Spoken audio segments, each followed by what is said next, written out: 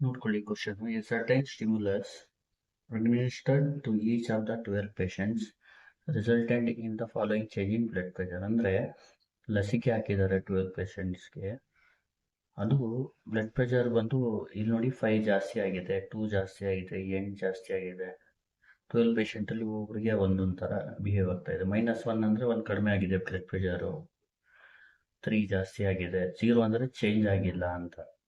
Same ಹೆಂಗಿತ್ತು ಆ ಪೇಷಂಟ್ಗೆ ಮೊದಲು ಬ್ಲಡ್ ಪ್ರೆಷರ್ ಅಷ್ಟೇ ಇದೆ ಆಫ್ಟರ್ ಇದು ಸ್ಟಿಮ್ಯುಲಸ್ ಅಡ್ಮಿನಿಸ್ಟರ್ ಆದ್ಮೇಲೆನು. ನೆಕ್ಸ್ಟ್ 6 ಜಾಸ್ತಿ ಆಗಿದೆ, 2 ಕಡಿಮೆ ಆಗಿದೆ, 1 ಜಾಸ್ತಿ ಆಗಿದೆ, 5 ಜಾಸ್ತಿ, ನೋ ಚೇಂಜ್, 4 ಜಾಸ್ತಿ ಆಗಿದೆ.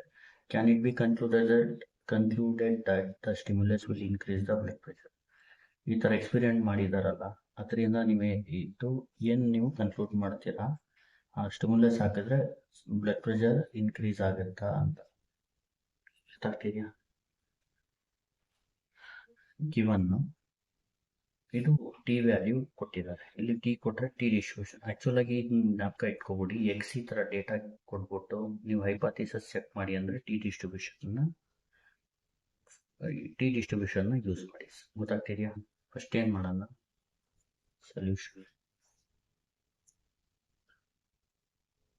ಲೆಟ್ ಹೆಚ್ ನಾಟ್ ನಲ್ ಹೈಪಾಥಿಸಿಸ್ನ ಇದು ಮಾಡ್ಕೊಳ್ಳೋಣ. Stimulus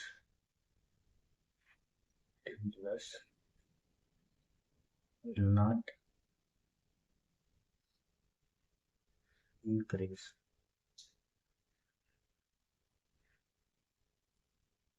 the blood pressure.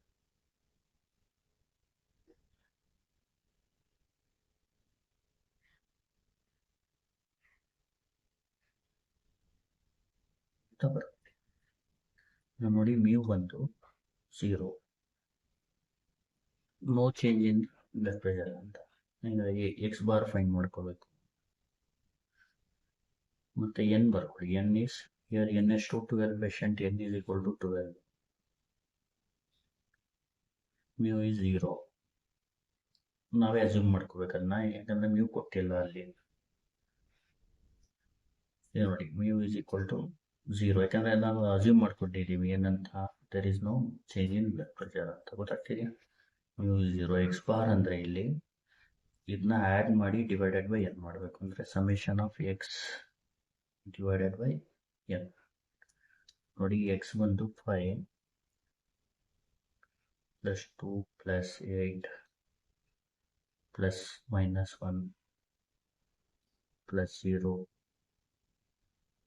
Plus 3 plus 0 plus 3 plus 0 plus 6 plus -2 plus 1 plus 5 plus 0 plus 4 whole divided by ಇಲ್ಲಿ ಎನ್ ಬಂದು 1 2 3 4 5 6 7 8 9 10 11 12 ಪೇಷಂಟ್ ಏನು 12 ಕೊಟ್ಟಿದ್ದಾರೆ. ಅರ್ಥ ಆಗ್ತಿದೆಯಾ? therefore X bar. ಇದನ್ನ ಮಾಡೋದು ಯಾವ ಥರ ನೋಡಿ, ಕ್ಯಾಲ್ಸಿಲಿ ಕಲ್ತ್ಕೊಳ್ಳಿ, ಹೆಲ್ಪ್ ಆಗುತ್ತೆ ನಿಮಗೆ ಮುಂದೆ. ಕ್ಲಿಯರ್ ಮಾಡ್ಕೊಳ್ಳಿ. 9 3 ಈಕ್ವಲ್ ಇದು ನೋಡಿ ಮೋಡ್ ಹೊಡೆದು 3 ಸ್ಟ್ಯಾಟ್ಗೆ ಹೋಗಿ 1 ವೇರಿಯೇಬಲ್ಗೆ ಹೋಗಿ 5 2 8 -1 ಎಷ್ಟು ಡೇಟಾ ನೋಡಿರಿ, 3 0 6 -2 ಆಮೇಲೆ 1 5 0 50 ಆಗೋಗ್ತಿದೆ, 5 0 4. ಆಮೇಲೆ ಎ ಸಿ ಹೊಡೆದು ಶಿಫ್ಟ್ 1 ಇದರಲ್ಲಿ 4 ಹೋಗಿ ಎಕ್ಸ್ ಬಾರ್ 2 ಹೊಡೆದ್ರೆ ಎಕ್ಸ್ ಬಾರ್ ಸಿಗುತ್ತೆ. ಎಕ್ಸ್ ಬಾರ್ ಬಂದು 2.58. 2 ಡೆಸಿಮಲ್ ಸೆಲೆಕ್ಟ್ ಮಾಡ್ಕೋಬೇಕು. 2.58 ನೋಡಿ. ಇದಾದ ತಕ್ಷಣ ಏನು ಮಾಡಬೇಕು, ಎಸ್ ಸ್ಕ್ವೇರ್ ನೋಡಿ. ಈಗ ಇಲ್ಲಿ ಟಿನ ಫೈಂಡ್ ಮಾಡಬೇಕು. ಆ ಟಿನ ಈ ಟಿಗೆ ಕಂಪೇರ್ ಮಾಡಬೇಕು. ಇಲ್ಲಿ ರಫ್ ಆಗಿ ಹೇಳ್ಕೊಡ್ತೀನಿ ನೋಡಿ. ಈಗ ಟಿಗೆ formula x bar minus mu by s into root L. ಇದು ಟಿಗೆ ಫಾರ್ಮುಲಾ. ಈಗ ಇಲ್ಲಿ ಎಕ್ಸ್ ಬಾರ್ ಅಂದರೆ ಸ್ಯಾಂಪಲ್ ಮೀನು, ಅದು summation of X by N ಇಂದ ಸಿಗುತ್ತೆ. ಮ್ಯೂ ಅಂದರೆ ಪಾಪ್ಯುಲೇಷನ್ ಮೀನು ಗಿವನ್ನಲ್ಲಿ ಇರುತ್ತೆ. ಎಸ್ನ ನಾವು ಫೈಂಡ್ ಮಾಡಬೇಕು. ಎಸ್ನ ಫೈಂಡ್ ಮಾಡೋಕ್ಕೆ formula s square is equal to 1/n minus 1 summation of xi minus x bar whole square.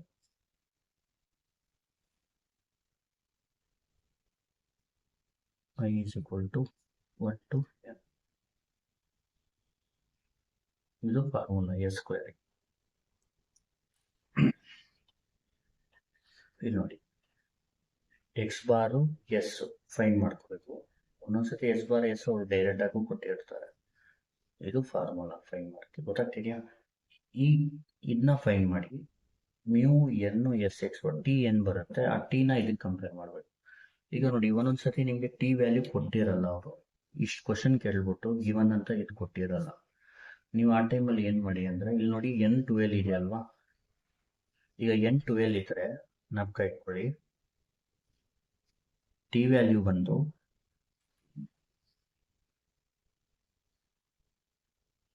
T 0.05. ಇದನ್ನ ಫೈಂಡ್ ಮಾಡೋದು ಯಾವ ಥರ ಅಂದರೆ, n12 ಇದ್ರೆ 9 ಡಿಗ್ರೀಸ್ ಆಫ್ ಫ್ರೀಡಮ್ ತಗೋಬೇಕು. ಸಾರಿ, ಟಿ 0.05, n12 ಇದ್ರೆ 11 ಡಿಗ್ರೀಸ್ ಆಫ್ ಫ್ರೀಡಮ್ ತಗೋಬೇಕು. 11 degrees of freedom if not given. ಈಗ 11 ಡಿಗ್ರೀಸ್ ಆಫ್ ಫ್ರೀಡಮ್ಗೆ ಟೇಬಲಲ್ಲಿ ಇರುತ್ತೆ ನಿಮಗೆ ವ್ಯಾಲ್ಯೂ, ಟಿ ವ್ಯಾಲ್ಯೂ. ಇಲ್ಲಿ ನೋಡಿ, ಟಿ ಸ್ಟೂಡೆಂಟ್ ಟಿ ಡಿಸ್ಟ್ರಿಬ್ಯೂಷನ್ ಅಲ್ಲಿ ನಿಮಗೆ ವಿ ಅಂದರೆ 11 ಡಿಗ್ರೀಸ್ ಆಫ್ ಫ್ರೀಡಮು 11. ಇಲ್ಲಿ ನೋಡಿ ಟಿ 0.05 ಅಂದರೆ ಇದು ನೋಡಿ 2.201. ಅವ್ರು ಕೊಟ್ಟಿಲ್ಲ ಅಂದರೆ ಈ ಥರ ನೀವು ಫೈಂಡ್ ಮಾಡ್ಕೋಬೇಕು. 2.201. 11 ಡಿಗ್ರೀಸ್ ಆಫ್ ಫ್ರೀಡಮ್ ಏನು ಗೊತ್ತಾಗುತ್ತೆ ಅಂದರೆ ಎನ್ ಮೇಲೆ ಡಿಪೆಂಡು. ಎನ್ನು 10 ಇದ್ರೆ 12 ಇದ್ರೆ ಒಂದು ಕಡಿಮೆ ಮಾಡ್ಕೋಬೇಕು ಆ ಥರ. ನೋಡಿ ಎಕ್ಸ್ ಬಾರ್ ಆಯಿತು. ಈಗ ನೆಕ್ಸ್ಟು ಎಸ್ನ ಫೈಂಡ್ ಮಾಡಬೇಕು. ಎಸ್ನ ಫೈಂಡ್ ಮಾಡೋಕ್ಕೆ formula s square is equal to 1/n minus 1 summation of I is equal to 1 to n xi minus x bar. ಈಗ ನೋಡಿ, s square is equal to 1/n ಅಂದರೆ 12 minus 1.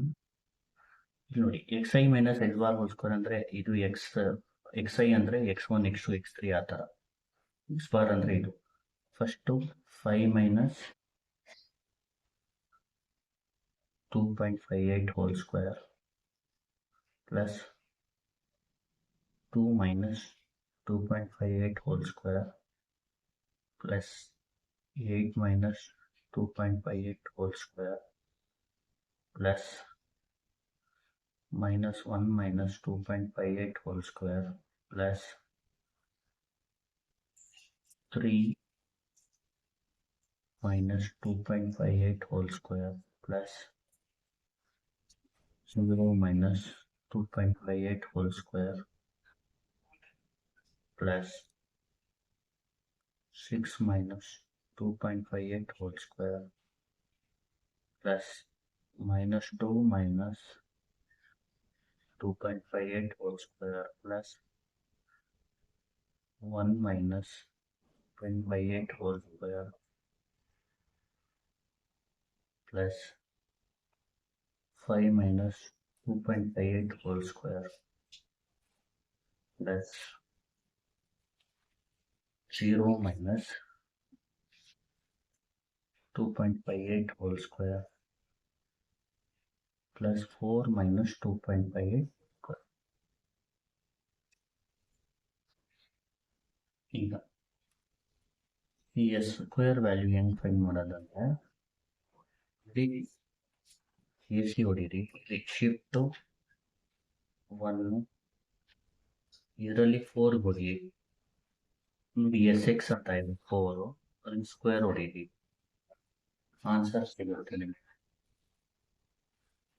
9. ಇದು 4 ಡೆಸಿಮಲ್ ಫಿಕ್ಸ್ ಮಾಡ್ಕೊಬಿಡೋಣ.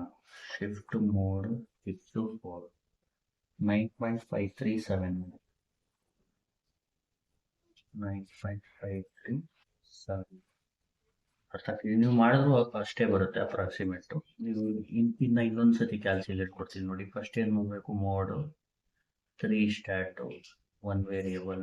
ಈ X data ನೋಡಿಬೇಕು. 5 2 8 -1 3 0 6 -2 1 5 0 4 ಹೊಡೆದು A C ಹೊಡೆದು shift 1 ಹೊಡೆದು ಅದರಲ್ಲಿ 4 ಹೋಗಿ ಇದರಲ್ಲಿ ಎಕ್ಸ್ ಬಾರ್ ಎಸ್ ಎಕ್ಸ್ ಎರಡೂ ಸಿಗುತ್ತೆ. ಎಸ್ ಎಕ್ಸ್ ಅಂದರೆ 4 ಹೊಡಿಬೇಕು ನೋಡಿ. ಈಗ ಇದು ಸ್ಕ್ವೇರ್ ಹೊಡ್ಕೊಳ್ಳಿ, 9.1 ಸ್ಕ್ವೇರ್ ಫೈಂಡ್ ಮಾಡ್ಬಿಟ್ಟು ಆಮೇಲೆ ಈ ಥರ ಇದನ್ನ ರೂಟ್ ತಗೊಳ್ಳಿ. ಅರ್ಥ ಆಗ್ತಿದೆಯಾ? ಎಸ್ ಎಕ್ಸ್ ಸಿಕ್ಕಿದ್ರು ಡೈರೆಕ್ಟಾಗಿ ಎಸ್ ಬರಿಬೇಡಿ.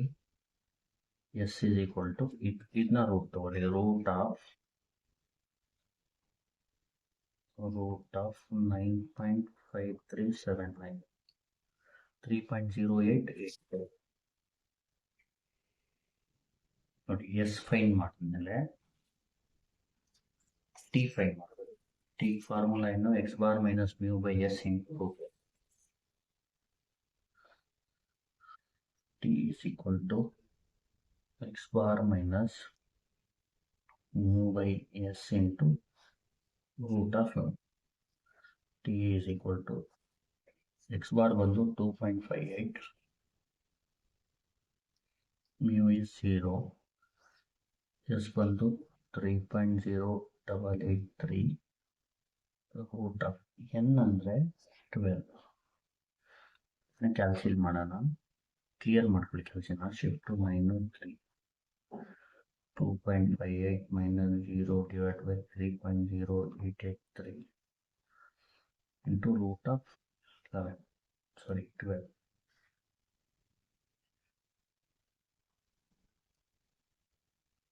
2 ಪಾಯಿಂಟ್ ನೋಡಿ. ಟಿ ವ್ಯಾಲ್ಯೂ 4 ಡೆಸಿಮಲ್ ಅಲ್ಲಿ ಇಟ್ಕೊಳ್ಳಿ. Shift mode 6 2.8939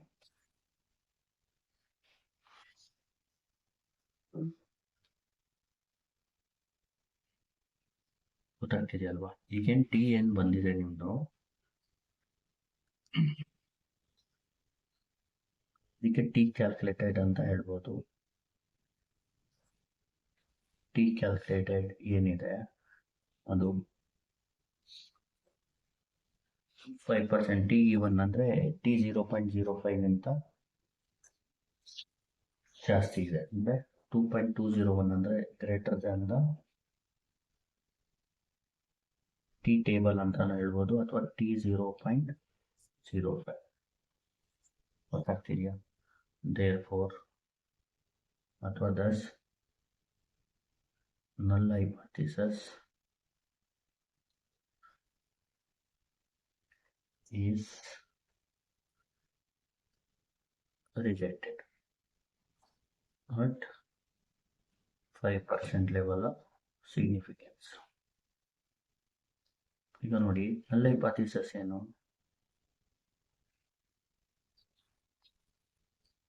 Stimulus will not increase the blood pressure.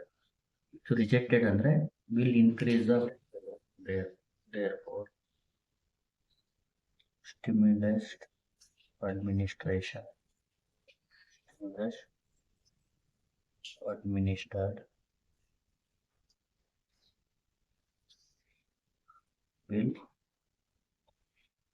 increase the blood pressure.